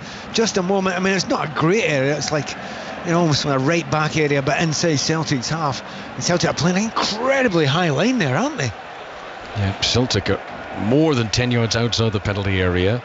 as the ball is played by Sean Welch. He wants to hit the corridor of uncertainty, but he's hit it far too close to the goalkeeper, and it almost felt intimidated there. So high was the line, he's put it too far over those defenders. Honest, you're absolutely right, Colin, but that's, I wouldn't say criminal, but that's not good enough, really. There's a lot of space there to go and drop the ball in behind the defenders. There's a good 20 yards there he can drop in, and he put it into Joe Hart's hands. Celtic 1, Inverness Caledonian Thistle 0. Hampden Park bathed in sunshine on this June Saturday weekend. Celtic fans on the verge of a treble, but work to do now to see it through professionally. This is Alistair Johnson at right back, plays it up towards the halfway line. Tate lost his footing as he tried to control. David Carson picks it up and manages to swerve away from Jota. Wallace Duffy comes forward with bellows from the Inverness fans encouraging him, but it's difficult with the busy, flustered nature of how Celtic tried to swarm around any Inverness player who brings possession into their half. Ridgers, right-footed clearance, goes too high over the top again and bounces, almost through to Joe Hart, just collected by Greg Taylor. Yeah, a real problem there for Inverness. Then the ball goes back to the goalkeeper. You're going to hit it long, so get yourself set up that you can get a centre forward to go and attack it. There were 4 Inverness players who were too tired to get back from an offside position. That's the moment you really need to work hard and help the rest of your team.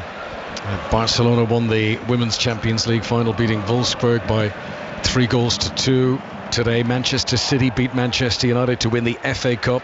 2 goals from Ilkay Gundogan, who also had a third goal disallowed. He might have had a hat-trick. He was offside when the third hit the net. And then a challenge on Hatate inside the centre circle. Looked very robust from Danny Devine. Celtic play on though. They still have possession. Another industrial challenge from Diaz. Referee still plays on. Low ball in. Abada scores! John Beaton could have held that up twice in the build-up. Celtic will thank the referee for allowing play to continue as Liel Abada makes it 2-0. 25 minutes to go. That could be it now for Celtic. The treble's so close they can almost touch it. It's unimaginable almost to see Inverness getting back in that, but you could feel the desperation in that move. There was a horrible tackle in midfield. Referee said no, play on. That should have been a yellow card. Then the ball was played on a second time, wiped out again. Another player, referee let it go again, and Abada, who's come on very, very, very sharp, coming in for the right hand side, whose movement was Kyogo-esque, we've got to say that, down to the byline, and Celtic know when they get to that byline the cut back will be on. And just to see if he actually got the last touch, or was it a defender who got in front of him? No, he got the last touch. Celtic 2, Inverness Caledonian Thistle 0. And you summed it up perfectly there, Pat. The desperation of Inverness, who twice tried to foul Celtic players on the way through. Referee on both occasions waving play on, and Inverness just couldn't keep it out. And they're looking at VAR just now, but I wonder if they're looking at VAR and a possible red card. That might be a consideration. Well, on the big screens it's saying a possible offside. Right, while the VAR has a look at this, let's go to St James's Park, the Rugby League Magic Weekend. Leeds playing Castleford, and here's Dave Woods. Yeah, last of 3 games today. Half-time, Leeds 12, Castleford 10. Castle led for a long time by their standards this season, playing really well, but a try for James Bentley just before the break. A goal by Martin has given Leeds that hint of a lead, 12 points to 10 at half-time, and a Scottish touch here as well. A tartan strip by Leeds in tribute to the late Doddy Weir. Thanks very much, Dave. VAR Steve McLean looking at the replays. Mount Florida in Glasgow waits now. I mean, it's the fireworks were let off. The celebrations were in full swing. Suddenly, Celtic fans waiting now for the outcome. We're getting to see a position on the pitch as a pass is played. Difficult to tell if that's offside or not from the angle we've seen just there. It's very tight. It's very naked eye can't give you. I mean, they have to be getting the lines out. It's a very, very slow application of the VAR today on this occasion now. Goal stands. Celtic onside. Immediately Inverness make a substitution. And they're going to bring on Daniel Mackay on loan from Hibs, who was left out of the starting team today. Carson started ahead of him, but this time it'll be Jay Henderson who makes way. Yeah, I mean, he was unlucky actually not to start there. Henderson's put a huge amount of work in there, but that's another attack-minded player that's come on, so they're going to try and have a bit of a go now, but as we all know, it might be a little bit too late. Daniel Mackay, who scored in the semi when Inverness beat Falkirk to book their place in this Hampden final, but the task he faces is now doubly difficult. Celtic 2, Inverness Caledonian Thistle 0, on the verge of treble number 8 for Celtic Football Club. We've a quarter of the game remaining. Inverness made their gamble. They put their chips down. They spun the roulette wheel, but their number has not come up. And the almost clinical nature of how Celtic finished that off was devastating. Here is Abada, scorer of the second goal. Ball in field to McGregor, very efficient as he turns, a full 360 degrees almost there to swivel back in himself and find a little bit of room. The Inverness bodies, who haven't played a competitive game in a month, are beginning for the first time to look tired now. There was tired desperation to their lunges to try and stop the Celtic goal, but they still have by the time stoppages are added on, probably more than 25 minutes to go here. Celtic would love to put up a score. Hitate flicks it into the box, but too close to Ridges, and the Inverness goalkeeper gathers. With the way they're playing now, Inverness, is more like the way they play most weeks, and much more defensive. They try to put 3 men up at various points in the game, but the 2 wide players just ended up falling back, and they had sometimes 10 players in front, within 20 yards of their goal. However, they're back to their 4-4-1-1 formation. Hesitation at the back by Celtic. Daniel Mackay tried to pounce, but Joe Hart just beat him to it. Inverness, who finished the season with a defeat at home to Ayr, but that's been their only defeat in the last 10 games in all competitions, but they've not come up against an opponent of the calibre they are up against today. Now, a yellow card has been shown for a deliberate foul, a rugby tackle foul. Well, he did nutmeg him. Still not allowed, even if you're nutmegged. Yeah, bear hug of a challenge and into the book. I think it's been a good decision to make that change he made at half time. To take Jota, put him over to the left wing. He has looked much better on the left than he did on the right before. Wallace Duffy, the player who was shown yellow there. David Carson tries to put a bit of pressure on Alistair Johnson, who's put a great ball forward. Abada's low cross in, and close for lunging at the edge of the 6-yard box. He just couldn't get in front of the defender the way Kyogo did for his goal in the first half. If you're just joining our coverage here on 5 Live, Celtic 2, Inverness Caledonian Thistle 0. Kyogo in the first half, Abada in the second half, and Ange Postecoglou on the verge of completing the treble. Johnson's come up from right back to take the throw in. Celtic fans dancing in the sun at Hampden as if the job is already done. Johnson infield to Abada, flicks on a touch. This is becoming more and more effortless now for Celtic. Jota flicks one over the top. O'Reilly stretches, can't get there. Ridgers quickly off his line gathers and balloons it forward, launches it, looking for Billy Mackay, the striker. Iwata might have had a hand on his shoulder, but nothing firm enough to suggest to the referee that it was foul play. Celtic have it on the edge of their own penalty area. Iwata picks an accurate ball to Nat O'Reilly, and after the close precision marking that Inverness deployed early in the match, Celtic are now finding more and more space. Carson tries to hook it forward, but then a challenge again from Iwata puts it out for a throw into Inverness, who are still 2 goals behind, and there are 19 minutes remaining of normal time. Ball played back by Allardyce, back towards the edge of his own penalty area. Danny Devine picks a good pass to Wallace Duffy, who tries a trick which comes off, and then Shaw tries to return it to him, but you'll hear the applause. That's from Celtic fans as Greg Taylor was able to win possession back for their team once again. Jota has it out on the touchline, the far side of the field from us. McGregor rolls it back to Greg Taylor once again. Celtic dictating the tempo now, and Inverness chasing shadows, long shadows from this Glasgow sunshine. It must hurt for them as well. They're putting in a few really strong tackles. O's made a run, looked like he might have got a bit early. Play on for the moment. O tries to get an angle, shoots it off Danny Devine, and that deflects out for a corner. And then as soon as it does, the flag belatedly rises. He was offside. Free kick to Inverness. Yeah, you can see frustration with the Inverness players just now. When those two tackles we talked about in the run-up to Celtic's second goal were, desperation, but also, frustration. And they're desperate, and they know that it's getting further and further away. They're trying to throw in a few tackles here. They're actually fighting. So well done them. They're trying to fight to the end of the game. But for Celtic, it's just looking easier, as you say. Every time they get the ball, they're comfortable on it. I think Jota's having a lovely time out there every time he gets the ball.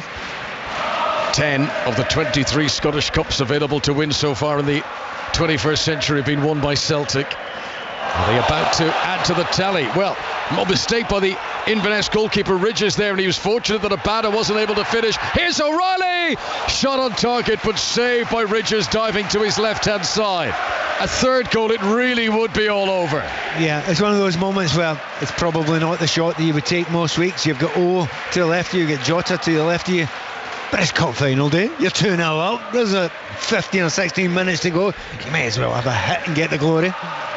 Inverness trying to battle on. Challenge on the edge of the penalty on Daniel Mackay, and the referee has said no foul, no case to answer there. Play on. As Celtic clear it away once again. In terms of defensive performance, Ange Postecoglou will be very pleased with his team. They have barely blinked today. Any error from Celtic has been in attack today, a pass maybe that goes astray, but they've kept it very, very firm at the back, and they've certainly reduced Billy Mackay's opportunities to the bare minimum. Just a moment ago there, Ayata, who we've been praising a great deal, I thought got far too close to Billy Mackay up there, and the referee isn't giving anything. Maybe VAR might have a little bit of a look at that as well, because he got too close, he nearly got turned, certainly was using his arms there. Celtic 2, Inverness Kelly Thistle 0. Ange Postecoglou on the verge of becoming the 5th manager to lead Celtic to a domestic treble, joining Jock Stein and Martin O'Neill, Brendan Rodgers, Neil Lennon into those history books. As Inverness prepared to make a double change here. It's time to throw the kitchen sink. Austin Samuels will come on. 22-year-old striker. He only made 8 starts in the league this season, a player who came through the youth system at Wolves. He will come on to replace one of the centre-backs, Danny Devine. Samuels, who scored 3 games ago in the 1-1 draw with Dundee, but that's been his only goal since August. And the other player to come on is Zach Delaney, the Irish defender. He's never scored for Kelly Thistle. Celtic with a 2-goal lead. Already Scottish Premiership champions, already Scottish League Cup champions, on the verge of completing the treble. As Johnson throws it back to Iwata, and the referee just holding up play because Celtic are about to make a substitution as well. And this time it'll be David Turnbull who comes on, and he will replace Rio Hetate, who gets warm applause from the Celtic fans as he... Is it him? No, it's all right. Well, Hetate's they're going to make more than one change. I think they're making 3 changes. Turnbull and Haksabanovic are coming on. And Hetate does a little bow to the fans as he gets a warm, slapping handshake from Ange Postecoglou. Yeah, and that's the difference really. The quality that Celtic can bring on is quite spectacular, and that's, for me, I think that's a very, very positive set of changes there, because Haksabanovic is an attack-minded player. He'll go up front, push on, maybe alongside O, and asking a lot more questions. Celtic are they're not satisfied with 2. 2-0 it is. 13 minutes of normal time to go at Hampden Park. Celtic, who took some time to reach their groove, delighted to score ahead of half-time when Inverness were defending so doggedly. But now, with the game to chase and with the Highlanders being a little thinner at the back in this second period, Celtic are much more enjoying the flow of the game, as here they come with Jota again. just stepping out of the shade on the left wing, putting the ball in front of Turnbull, who's just come on as a substitute. He tries to bring it around the defender Duffy on the edge of the penalty area, but there's a foul and a free kick to Inverness. But nothing will dampen the celebratory mood of the Celtic fans, who are already cheering the treble. Yeah, and it's not that often you can actually enjoy too many cup finals, because they're usually tight, very much to the end of the game. I think there's a number of Celtic players out there. They're not being relaxed about it, but they're enjoying getting on the ball. They know there's a bit of space to run into. There are going to be opportunities in this last 13 or so minutes, and everyone wants to try and fill their boots at this point.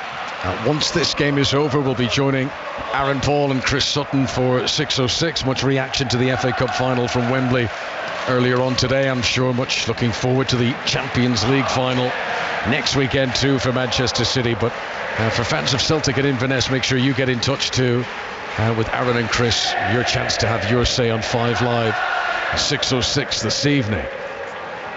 On a glorious sunny day at Hampden Park, Celtic have got their 2-goal insulation. It would feel that a whole sequence of events would need to transpire against them now to put any dent in this treble. Yeah, but I mean, don't take anything away from the second half performance from Inverness. Look, they've not created a huge amount, but considering the relative money that's been spent in the two squads, I mean, it's extraordinary they've got this close and they've kept on fighting, and they have not given up. You must say that about Inverness. They haven't given up. Got defending to do here. Nice feed. Turnbull's cross in. Attempt of a bicycle kick from Ower. Certainly a scissors kick, but he couldn't get his left boot onto it. It's cleared away up towards Austin Samuels, who did get a touch, but although he was able to veer away from Carl Starfelt, he ran right into Tomoko Iwata, and Iwata's able to clear the ball away down into the Inverness half once again. Johnson gets a touch, cleared away by Cameron Harper for Inverness. Decent cushion attempt back from Austin Samuels, but he doesn't find a teammate. Celtic get it back again. They've got their foot to the throat, and there's no let up from Ange Postecoglou's team. The manager of the year on the verge of the treble. Yes, and Celtic fans they'll cheer this. They'll be excited. They know they've got a good team. They know they've got another treble on the way. But they've also got a major worry at this point in time, and it is that manager standing down there, who has transformed this club in the last couple of years since he's been here. And this will be 5 trophies in a row that have gone for it. Here comes Taylor down the left-hand side. Low ball into the feet of Jota, and then a shot that spins away. Now Taylor's appealing it might have struck a defender on the way through, but the referee, John Beaton, was right behind that, and he said no deflection, goal kick. 10 minutes to go of normal time. I think the referee was absolutely spot on there. And we go back to Ayata. We've watched him today. I've watched him really closely in this second half, and he has got something special about him. His positioning when he's not on the ball, his reading of the movement of other players is actually spectacular. So a real close in next wee while how he's performing at Celtic if he does stay here next season, which I suspect he will. Another year of learning here would be a good thing. Special player. Right, Aaron Doran and Roddy McGregor are both going to get an opportunity here to run on the Hampden turf on Cup final day. They are chasing an increasingly lost cause, but McGregor and Doran will come on. Doran, who started the 2015 Cup final, which Inverness Cali Thistle won, of course. 32 years of age now. He comes on wearing number 10, and McGregor, who hasn't played since March, on wearing number 12. Allardyce and Shaw, the two who've made way. It's been a tough one for the players like Shaw. As I say, keep on saying it, they have put in a shift. They have tried hard. They've tried to be physical, and you need to do that for the underdogs in this sort of situation. But for all they've tried, you have to be honest, they've not created a chance yet, have they? And it's not even been that close to creating a chance. Here comes Turnbull, fresh legs, having only recently come on. With the first touch to Abada. 3 substitutes all combining there. Abada off balance as he tried to crack a shot from the edge of the D, and that spins away off target and out for a goal kick quickly taken by Mark Ridgers, who's just hoping that if he can launch this down the other end, that Cally Thistle could nick one that could just create a nervy end to this final for Celtic. But Cally Thistle must score. There's a foul on Wallace Duffy. Free kick to Inverness. Attacking position down the right hand side. They might as well all go up for this. Yeah, they've got to go up for this one, and it's about the quality of delivery. They've actually kicked the ball about 10 yards further back than it should be. Hopefully the referee will tell them to put it further. I cannot believe what they've done. They're taking the kick from 10 yards deeper than it would have been. And maybe he wants to do that, but it seems a strange thing to do. However, it's coming in the box now. Right, here it comes. No time to waste. Delivery played in, and good defending. As Alistair Johnson was able to get his body in the way of Daniel Mackay, who tried to hit it on the volley. Very difficult technique, but it's coming high and swirling towards you and at full stretch. And that's no threat again to Joe Hart, who's barely had to use his gloves throughout this final. And we're in the 83rd minute now. Celtic leading 2-0. Very rarely you see a cup final at any level at all where one goalkeeper basically doesn't have to do much. You know, he's come out and had one header at one point, which looked okay. Yeah. But other than that, honestly, he's done quite a lot of good shouting. That's about it. Well, Celtic picking up from last weekend when Aberdeen didn't have a single shot against Celtic in that last league game of the season. And Inverness, who've not been able to trouble Joe Hart at all today on what was always going to be such a difficult assignment for a championship team against Premiership champions. Ball goes out of play for a throw into Inverness on the far side. Wallace Duffy to take it into David Carson. Back to that's Zach Delaney there, and Delaney rolls it to the goalkeeper Ridgers, who puts the boot through it. Up over the halfway line. Header won by Iwata. Inverness battling on, but Celtic almost there. Carson gets a good pass through to Roddy McGregor. Now a bit of room on the right hand side. To volley. Here's Mackay! Inverness score! Daniel Mackay! With 7 minutes of normal time remaining. The final has just got that little bit more interesting. Celtic's grip on the treble is now a solitary goal. Daniel Mackay, on loan from Hibs, scores at Hampden to make it 2-1. Well, he would have been disappointed they didn't start the game today, as you say, on loan from Hibs. That's the first chance they've created.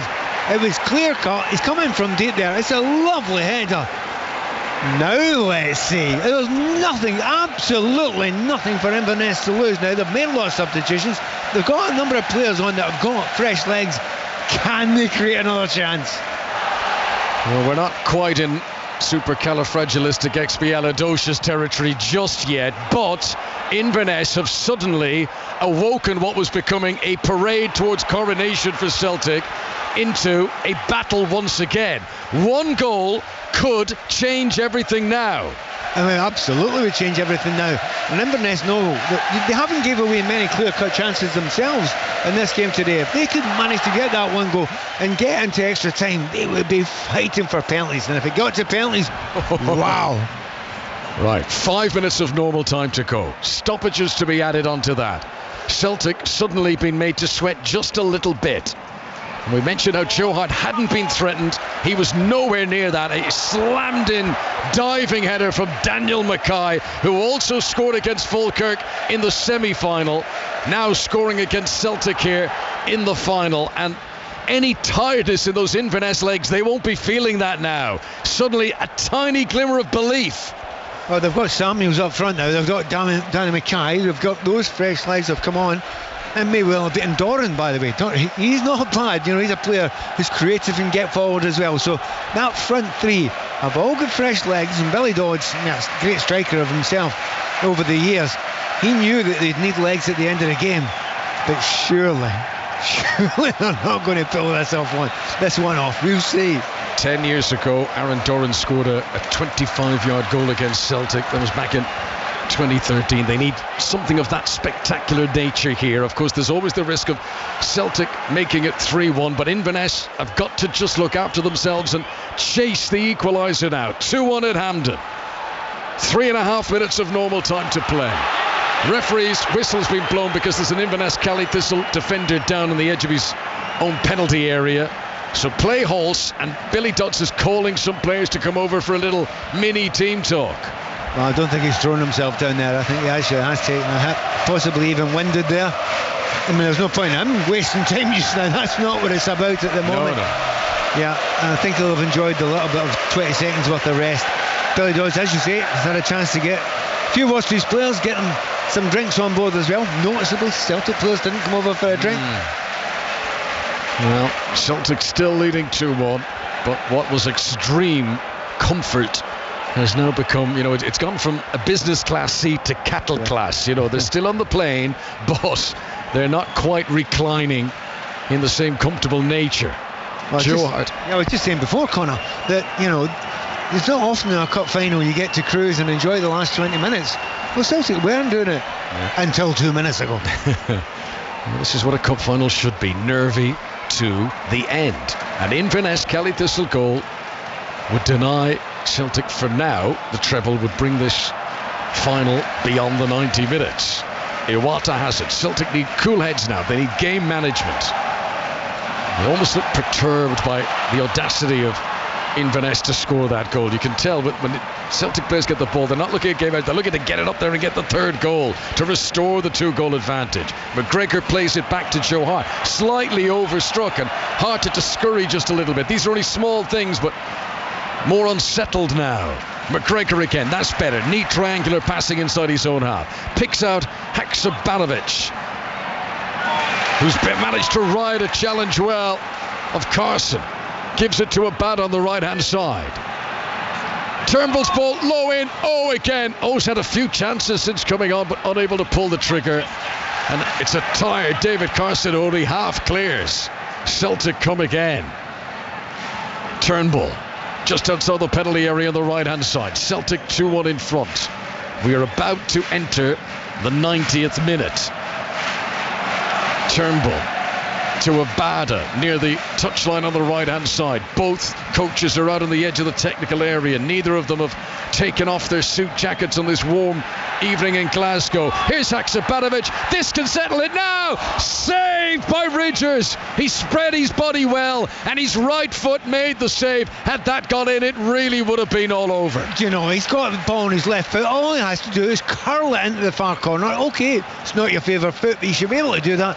He takes it on his right, kills the angle, keeper gets a chance to save. 40 seconds of normal time remaining. Jota's delivery from the left-hand side was dangerous, but Cameron Harper gets there first and is able to hook away. Celtic remaining on the attack. Inverness Cali Thistle needed down the other end, but Celtic continue to threaten, and now for the first time some evidence of time wasting from Celtic as they look to run down the clock, and we're about to find out what will be added on for the stoppages. Well, I could suggest maybe the first time we've seen time wasting for Celtic this season, not only today. That's not their style at all. No. So it tells you they're concerned. Yes, it was a very pedestrian stroll over by Alistair Johnson to get this ball to take the throw-in, but it is the shrewd move. 6 minutes to be added on. 6 minutes for Cali Thistle to try and go and become heroes all over again.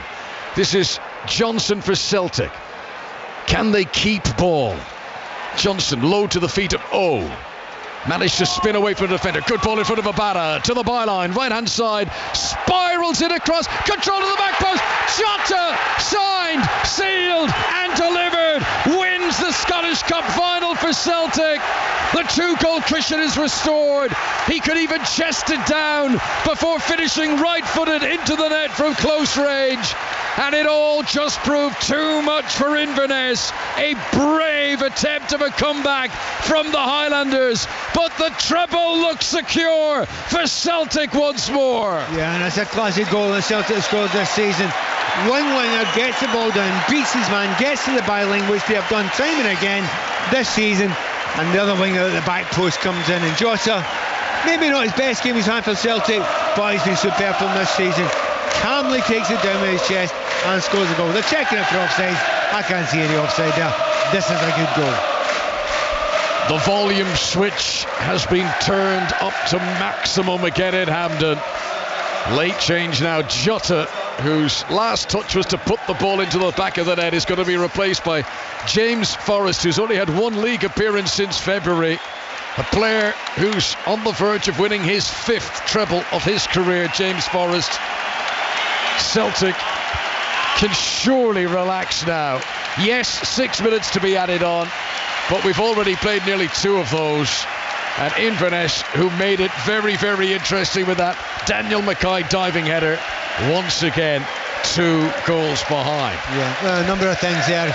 Jota gives a huge hug. What a lovely moment to score a goal to basically win the final, and then walk off to the applause of the adoring fans. And also James Forrest coming in. He's had a phenomenal career for Celtic, not getting many chances these days, so it's lovely to see him on that pitch. Jota, who's had such a wonderful campaign, perhaps fitting that he scores the 3rd goal here at Hampden. Back to where they were, 2 goals behind for Inverness, and you can see the exhaustion. David Cross has just collapsed to the pitch here. He's lying down. It looks like he might have hamstrings going. Yeah, he's hobbling back up to his feet, trying to remain involved in the game, hoping it's just a little bit of cramp as he tries to run it off. But I mean, he looks in real pain down there. Presumably they've made all the substitutions, haven't they? They can't make any more. Had 5. Yeah, so he's got to battle on through the pain barrier. But the real pain will be looking up to the big screens, the scoreboards, and seeing Celtic 3, Inverness Caledonian Thistle 1. Many anticipated the margin of victory would be even greater. Here's Aaron Doran in the penalty area. Tight angle, wasn't able to pick out a teammate or get a shot on target. Forrest will come sprinting up. And the whole stadium vibrating as the Celtic fans do the huddle, their version of the Poznan. And literally my seat is wobbling as the rafters at Hampden have been rocked to their core. They've enjoyed the celebrations this season in Celtic. They've had plenty of them. But they're celebrating not just because they're winning trophies. It's generally they've done it in a fabulous style. And once again, the second half here, they have looked a lot better when the game finally opened out. It was tough for them in the first half because the opposition were defending so cheap. But what a noise they're producing now. Here's O. He's got in around the back of Cameron Harper. Can Celtic make it 4? No. He was looking up to see where his teammates were, and he lost control of the ball. And the Korean O offers a wave of apology as Inverness Cali Thistle clear it away. Here comes Celtic again. Oh, again. Onto that left boot. Shoots in the shot. Diaz gets his body in the way. Cali Thistle tried to get control of it to clear with Aaron Doran. It's launched long in front of Daniel Mackay. Hartz comes sprinting out of his penalty area. Comfortably gets there first.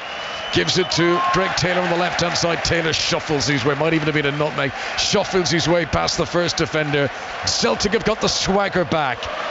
They were made just to worry a little bit. They had reached the verge of wasting time, Celtic, but now they are enjoying it with the sun on their backs as Forrest rides a tackle and keeps the ball in play down by the corner flag on the left. He's got 3 teammates waiting in the middle. He's got Duffy standing in front of him. Good ball to the edge of the box. Can Abada get a chance in? Shot comes in and it's off target in the end, and it flies over the top from Haksabanovic. We've got 6:06 coming up very shortly here on 5 Live. Your chance to get involved with Aaron Paul in the seat tonight with Chris Sutton discussing the cup finals at Wembley and here at Hampden. Yeah, it would have been a bit harsh, that. Wouldn't have been a 4th goal on Inverness. You know, they've never looked like winning the actual game, but they got back into it and are maybe hoping to get that draw, but 4-1 would have been hard considering the work rate. The effort's been phenomenal from Inverness Caledonian Thistle, but sadly in terms of quality they have been second best. 30 seconds of the 6 minutes remain. Celtic about to become the first Scottish club to ever win 8 trebles. Remarkable. The likes of McGregor and Forrest, who are on the pitch at the moment, will have been involved in 5 of those. Here is Forrest, low centre of gravity, couple of step-overs, looks to play a 1-2 with O. Now the low cross from Forrest. Abada was arriving, but Cameron Harper gets there first. It clears, and the referee blows it up, and it finishes 3-1 to Celtic. 3 is the magic number. 3 trophies this season. Kyogo, Abada and Jota right at the very end, secure for Ange Postecoglou. the treble that he so desperately craved. His future will remain a hot topic, but he's kept minds focused to get the job done today. And Celtic cap their incredible season. 115 trophies reads the banner being held up by Celtic fans. Scotland's most successful club. And we know who that's aimed at. So, no, they've deserved it this season. They've been the best team in Scotland for some distance. Rangers have got a wee bit closer than they had been for a wee while, but you know, the team he's put together, Ange Postecoglou, very, very special. A lot of talented players. He's gone around the world, particularly to Japan, and got these players together, and he's got them all working for him. He's adapted some of them as well and made them better players. So they've come off this being deserving of the treble. However, they will be thinking of the next treble and what next season, and the biggest question will be, is the one we'll all ask afterwards, and who will be managing? And that is going to dominate the talk, isn't it? Roddy Forsyth, you've seen so many successful Celtic teams, you've seen so many treble winners. Where does this class of 2023 rank for you? Perhaps not the outstanding one. I would think back to Martin O'Neill's, for example, his side with Larsson in it and so on, but and I can think of others. And don't forget, the first side to do it was the 67 side, the European Cup winning side. I must say that just before, I almost made a real fool of myself, because just before Cali scored, I had written down in my notebook, "Shattered Cali are exhausted, Celtic are remorseless." It worked out that way in the end, but my goodness, what a brave fight Cali Thistle put up. Not quite Mary Poppins 2, but he's working on the script, as the script today has been one of celebration for Celtic. Deep down they always knew it would be. This wonderful season ends with a happy ending for Ange Postecoglou. Celtic 3, Inverness Caledonian Thistle 1. The treble secured for Postecoglou.